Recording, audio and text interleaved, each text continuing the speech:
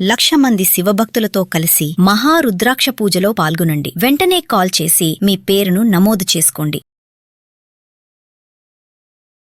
భారతదేశంలో అమ్మాయిల పరిస్థితి ఒక్కోసారి చాలా దీనంగా అనిపిస్తుంది, మరొకసారి గర్వంగా అనిపిస్తుంది.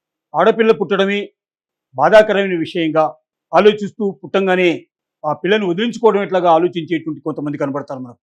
ఆడపిల్లను అపురూపంగా లక్ష్మీదేవతగా చూస్తూ హక్కును చేర్చుకొని అమిత గారాభంగా పెంచుకునేటువంటి ఫ్యామిలీస్ మనకు రెండో వైపు కనబడతాయి.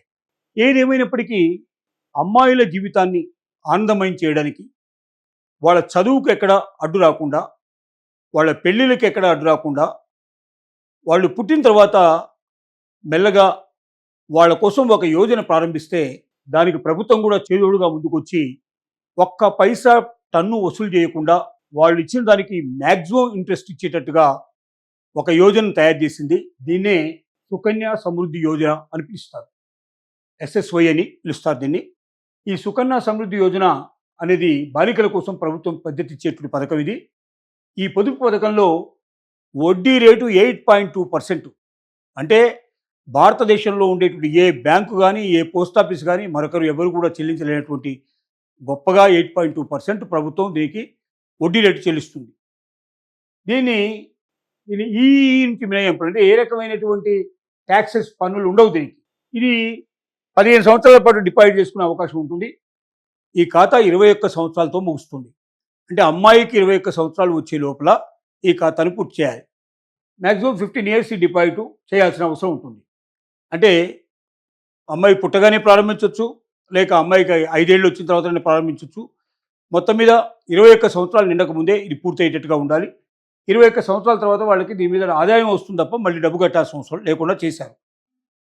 దీనిలో 69 వయసుకి బాలికకు 10 సంవత్సరాల వయసు రాకముందే ఖాతాను ఆమె పేరు మీద తెరవాలి. ఎందుకంటే 15 సంవత్సరాలు కావాలంటే దీన్ని మ్యాక్సిమంగా 21 ఇయర్స్ లోపల ముగిసాలంటే 10 సంవత్సరాల లోపలనే స్టార్ట్ చేయాలి తప్ప 10 సంవత్సరాల తర్వాత దీన్ని స్టార్ట్ చేయడం వల్ల అవకాశం లేదు. అలాగే వాళ్ళు భారతదేశ పౌరులై ఉండాలి కంపల్సరీగా. విదేశస్తులకి అవకాశం లేదు. మన దేశంలో పుట్టిన వాళ్ళు, మన భారతీయులైన వాళ్ళకి మాత్రం ఈ అవకాశం ఉంటుంది. ఖాతా పరిమితులు తీసుకున్నట్టయితే కుటుంబానికి గరిష్టంగా 2 ఖాతాలు అనుమతించబడతాయి. అంటే ప్రతి ఆడపిల్లకి 1. కుటుంబం లోపల 2 ఆడపిల్లలకు మాత్రం ఈ అవకాశం కల్పించబడుతుంది. అంతకన్నా ఎక్కువ ఉంటే మాత్రం ఈ అవకాశం కల్పించబడదు. కానీ మొదటి లేదా రెండో కాన్పులో కవల పిల్లలు పుడితే 3వ ఖాతాకు కూడా మినహాయింపు ఉంటుంది. అంటే సపోజు మొదటిసారి ఆడపిల్ల పుట్టింది అనుకోండి, రెండోసారి ఆడపిల్ల 2 ఆడపిల్లలు పుట్టారు ఒకేసారి ఒకే కాన్పులో, అప్పుడు 3 అవుతారు. కాబట్టి మొదటిసారి 2 పుట్టినా వాళ్ళు అక్కడే ఆపుకోవాలి.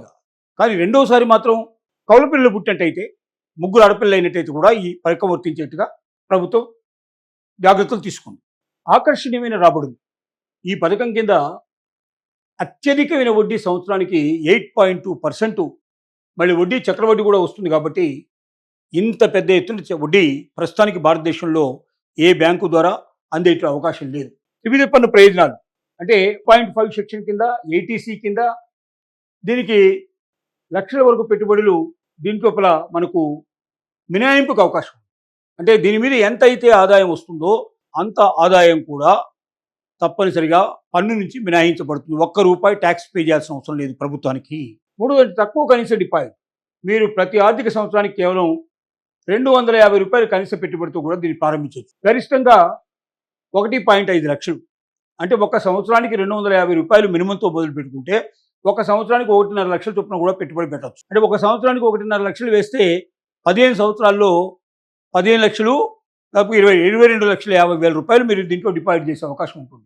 దీనిలో పాక్షిక ఉపశమనాలు ఏంటంటే అమ్మాయికి 18 ఏళ్ళు నిండిన తర్వాత 10వ తరగతి ఉత్తీర్ణత సాధించిన తర్వాత ఆమె ఉన్నత విద్య కోసం కావాలంటే 50% కొంతవరకు దీంట్లో ఉపసంహరించుకునే అవకాశం మీకు కలుగుతుంది. 18 సంవత్సరాల వయసు వచ్చిన తర్వాత వివాహం జరిగితే ఖాతాను గడువుకు ముందే మూసివేయడానికి అవకాశం ఉంటుంది. ఇది దీంట్లో ఉన్నటువంటి మినహాయింపు. సుకన్య సమృద్ధి యోజనలో ఖాతా ఓపెన్ చేయాలంటే ఏమేం కావాలి మన దగ్గర? నెంబర్ 1, ఆడపిల్ల జనన ధృవీకరణ పత్రం, బర్త్ సర్టిఫికేట్ కావాలి. అధికారిక బర్త్ సర్టిఫికేట్ని మీరు జనన ధృవీకరణ పత్రాన్ని సమర్పించాల్సి ఉంటుంది. 2, తల్లిదండ్రులు చట్టపరమైన సంరక్షణ గుర్తింపు పత్రం. అంటే వాళ్లే తల్లిదండ్రులని, వాళ్లే సంరక్షకులని తెలిపేటువంటి గుర్తింపు పత్రం ఒకటి కావాలి. పూర్తి చేసిన ఖాతా ప్రారంభ ఫారం SSA-1. దీన్ని మీరు పోస్ట్ ఆఫీస్లోకి వెళ్ళినట్టయితే ఈ ఫారం ఏ రకంగా నింపాలో బ్యాంకుల్లో కానీ పోస్ట్ ఆఫీస్లో కానీ ఇస్తారు. దాన్ని మీరు ప్రారంభించుకోవడానికి ఆ ఫామ్ కూడా మీకు దొరుకుతుంది. అధికారిక మార్గదర్శనాలు కావడానికి మనం డౌన్లోడ్ చేసుకోవాల్సిందంటే నేషనల్ సేవింగ్స్ ఇన్స్టిట్యూట్ అనేటువంటి పోర్టల్లోకి వెళ్ళి మీరు దీన్ని సందర్శించవచ్చు. లేదా ఇండియా పోస్ట్ వెబ్సైట్ ద్వారా సమీప శాఖను కనుక్కోవచ్చు. పోస్ట్ ఆఫీస్లో ఎక్కడికైనా వెళ్ళినా ఈ సుకన్య సమృద్ధి యోజన గురించి చెప్తారు. లేదంటే మీరు నేషనల్ సేవింగ్స్ ఇన్స్టిట్యూట్ అనే పోర్టల్ని ఓపెన్ చేసినా కూడా దాంట్లో కూడా వివరాలు దొరుకుతాయి. ఏది ఏమైనప్పటికీ ఆడపిల్లలకి చాలా మంచి స్కీమ్ ఇది. వాడి భవిష్యత్తులో వాళ్ళ ఉద్యోగాల కోసం కానీ, వాళ్ళ చదువు కోసం కానీ, వాళ్ళ పెళ్ళిళ్ళ కోసం కానీ దేనికైనా ఉపయోగపడేట్టుగా 22,50,000 రూపాయలు మ్యాక్సిమంగా మీరు దీంట్లో డిపాజిట్ అంటే ఒక్క సంవత్సరానికి మనం వేసుకునే డబ్బు లోపల తీసుకుంటే మొత్తం 15 సంవత్సరాల లోపల 22,50,000 రూపాయల వరకు కూడా డిపాజిట్ చేసే అవకాశం దీంట్లో ఉంది.